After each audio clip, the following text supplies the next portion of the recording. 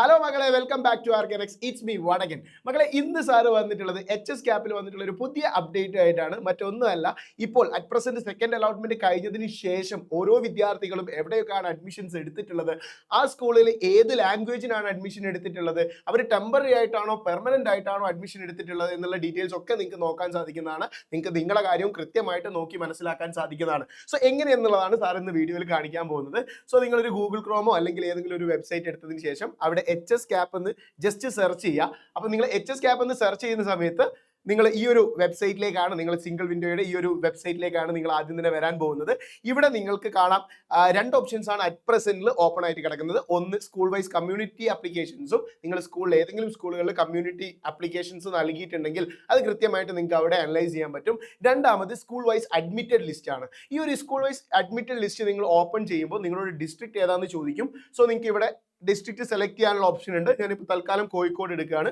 നിങ്ങൾ കോഴിക്കോട് എടുക്കുന്ന സമയത്ത് നിങ്ങൾക്ക് അവിടെ സെലക്ട് ദ സ്കൂൾ, ഏത് സ്കൂളിലാണ് നിങ്ങൾക്ക് ഈ ഡീറ്റെയിൽസ് ഒക്കെ നോക്കേണ്ടത് എന്നുള്ള കാര്യങ്ങൾ ചോദിക്കുന്നുണ്ട്. സോ നിങ്ങൾക്ക് ഏതെങ്കിലും ഒരു സ്കൂൾ, നിങ്ങൾക്ക് ഇഷ്ടപ്പെട്ട ഏതെങ്കിലും ഒരു സ്കൂൾ മീൻസ്, അതായത് നിങ്ങൾ നോക്കിക്കൊണ്ടിരിക്കുന്ന സ്കൂളിലെ ഏത് സ്കൂളിന്റെ ഡീറ്റെയിൽസ് ആണോ നിങ്ങൾക്ക് കിട്ടേണ്ടത്, ആ ഒരു സ്കൂളിന്റെ ഡീറ്റെയിൽസ് നിങ്ങൾക്ക് സെലക്ട് ചെയ്യാവുന്നതാണ്.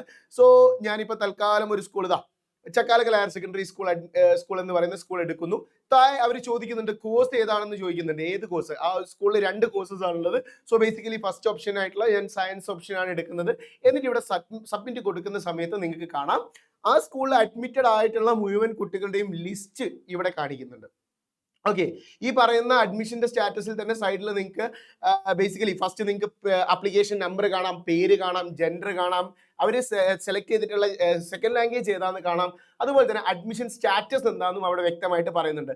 പെർമനന്റ് അഡ്മിഷൻ ആണോ അല്ലെങ്കിൽ ടെമ്പററി അഡ്മിഷൻ ആണോ? രണ്ട് ടൈപ്പ് ഓഫ് ടെമ്പററി അഡ്മിഷൻസ് ഉണ്ട്.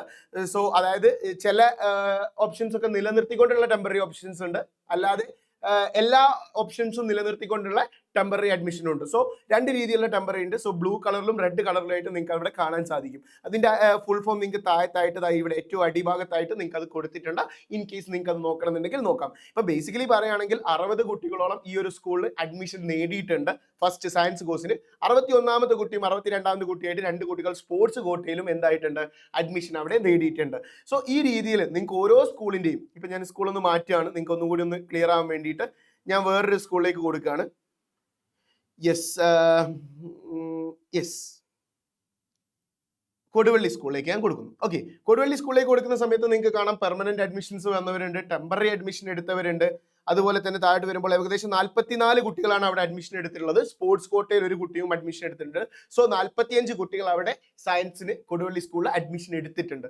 സോ ഈ രൂപത്തിൽ നിങ്ങൾക്ക് ഓരോ ഡീറ്റെയിൽസും കൃത്യമായിട്ട് HS ക്യാപ്പിൽ നിന്നും അവൈലബിൾ ആവുന്നതാണ്. സോ അത് ചെയ്യേണ്ട എല്ലാ സ്റ്റെപ്സും കാര്യങ്ങളൊക്കെ സാർ ഇവിടെ കാണിച്ചു തന്നിട്ടുണ്ട്. ഇതുപോലെ നിങ്ങൾക്ക് കൂടുതൽ ഡൗട്ട്സും കാര്യങ്ങളൊക്കെ എന്തെങ്കിലും ഉണ്ടെങ്കിൽ നിങ്ങൾക്ക് കമന്റ് ബോക്സിൽ അറിയിക്കാവുന്നതാണ്. സോ ഇതുപോലത്തെ അപ്ഡേറ്റ്സിനായിട്ട് ഈ ചാനൽ സബ്സ്ക്രൈബ് ചെയ്യാൻ മറക്കരുത്. It's me Senin Vadakan, signing off from Organex. Bye, see you later.